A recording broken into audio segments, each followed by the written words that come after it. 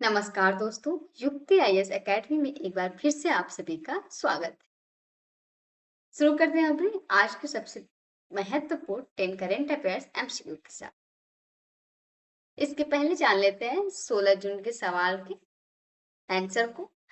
तो आंसर था हमारा इसमें, प्रश्न देख लेते हैं। प्रश्न था कि हाल ही में किस देश के पूर्व राष्ट्रपति यून सुक योल को 30 वर्ष की जेल की सजा सुनाई गई थी। चार विकल्प है: जापान, चीन, दक्षिण कोरिया या फिर उत्तर कोरिया। सही विकल्प हो जाएगा यहाँ से दक्षिण कोरिया। ठीक है, ये दक्षिण कोरिया के जो कि पूर्व राष्ट्रपति थे, इन्हें 30 वर्ष की जेल की सजा सुनाई गई थी। शुरू करते हैं आज के सवाल से। तो आज का सवाल है कि अंतर्राष्ट्रीय पारिवारिक धन प्रेषण दिवस प्रतिवर्ष कब मनाया जाता है? तो चार विकल्प है। सही विकल्प हो जाएगा इसमें से 16 जून को, क्योंकि ये 16 जून को हर वर्ष मनाया जाता है। ठीक है, इसमें अंतर्राष्ट्रीय पारिवारिक धन प्रेषण दिवस के थीम की बात करें इस साल की, जिसका थीम था remittances for rural resilience entrepreneurship and employment. ये इसका फुल नेम था, मतलब इसका थीम था। और यह दिवस संयुक्त राष्ट्र के सतत विकास लक्ष्यों को बढ़ावा देने तथा प्रेषण लागत कम करने पर भी जोर देता है।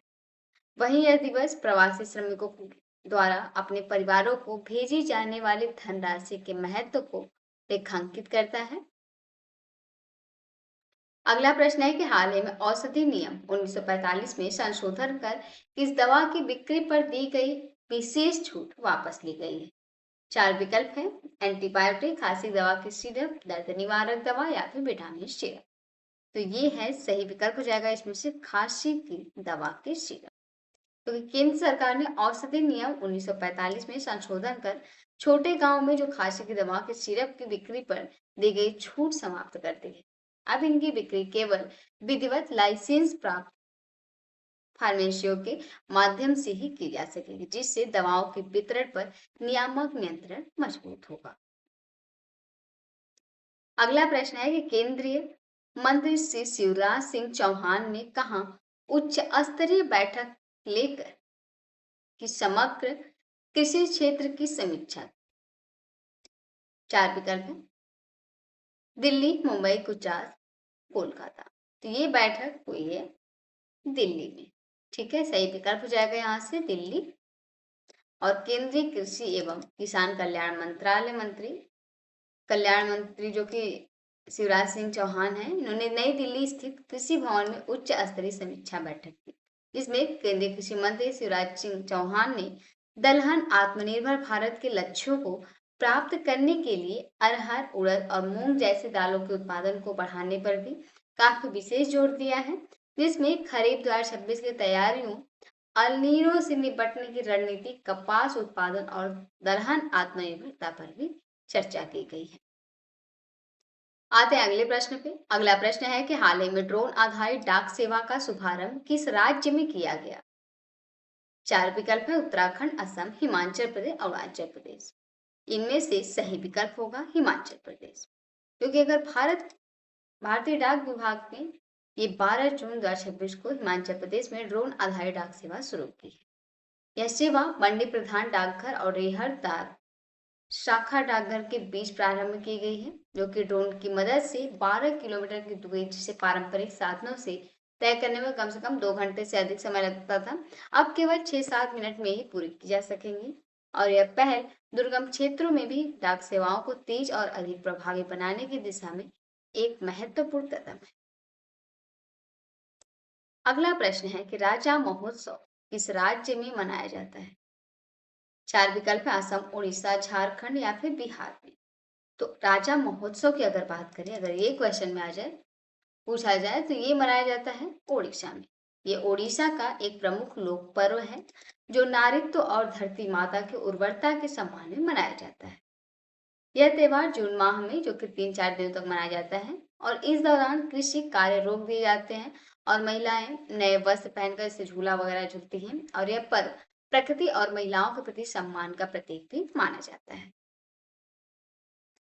अगला प्रश्न है कि 19वें मुंबई अंतर्राष्ट्रीय फिल्म महोत्सव 2026 का आयोजन कब से कब तक किया जा रहा है? तो 4 विकल्प हैं। सही विकल्प हो जाएगा इनमें से 15 से 21 जून, क्योंकि 19वां मुंबई अंतर्राष्ट्रीय फिल्म महोत्सव ये जो कि 15 से 21 जून 2026 तक आयोजित किया जा रहा है, जिसमें यह भारत का प्रमुख महोत्सव है जो डॉक्यूमेंट्री, शॉर्ट फिक्शन और एनिमेशन फिल्मों को समर्पित है। वहीं MIFF की शुरुआत की अगर बात करें तो ये 1990 में हुई।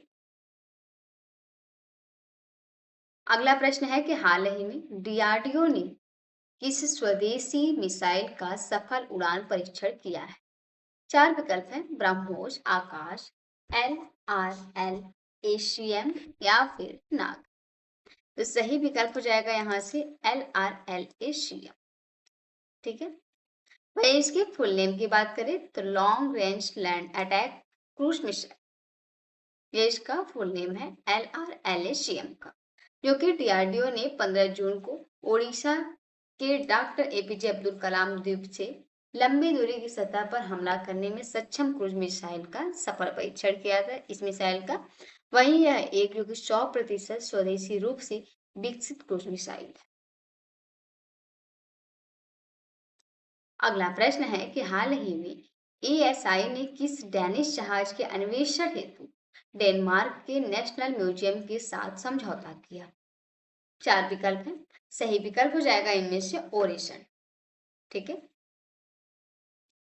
ओरिसन जो कि 17वां सदी का एक डेनिश जहाज था जो 1619 में ईस्वी में जो कि पुडुचेरी के कराईकल तट के पास दुर्घटनाग्रस्त होकर डूब गया था, लेकिन भारतीय पुरातत्व सर्वेक्षण के अंडर वाटर आर्कियोलॉजी विंग और डेनमार्क के नेशनल म्यूजियम ने इसके अवशेषों की खोज और दस्तावेजीकरण के लिए समझौता किया और यह ASI के अंडर वाटर आर्कियोलॉजी विंग का जो कि किसी अंतर्राष्ट्रीय संस्था के साथ पहला सहयोगात्मक प्रोजेक्ट है। और यह परियोजना जो कि भारत और डेनमार्क के बीच 17वीं सदी के समुद्री व्यापार, नौवहन और सांस्कृतिक संबंधों को समझने में भी काफी महत्वपूर्ण साबित होगी। अगला प्रश्न है कि UIDAI के फेज बायोमेट्रिक चैलेंज में प्रथम स्थान किस कंपनी ने प्राप्त किया? तो 4 विकल्प हैं।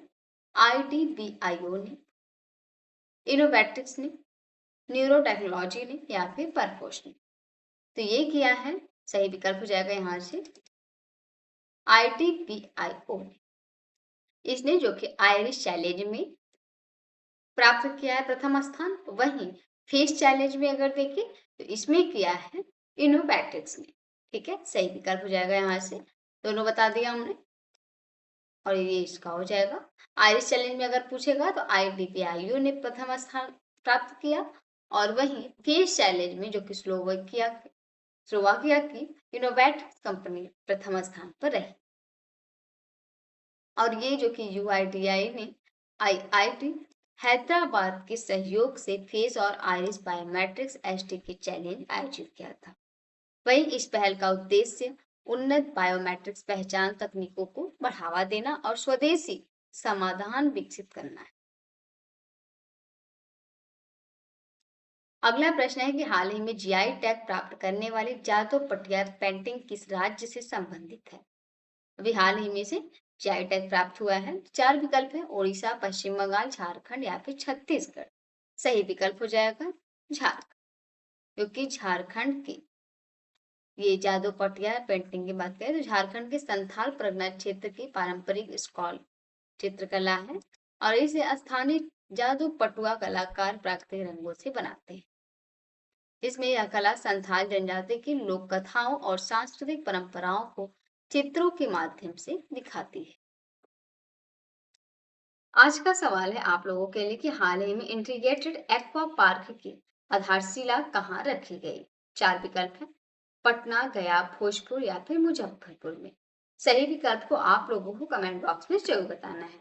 इस वीडियो के अंत तक बने रहने के लिए आप सभी का दिल से धन्यवाद। कल फिर मिलेंगे ऐसे ही टॉप करंट अफेयर्स MCQ के साथ।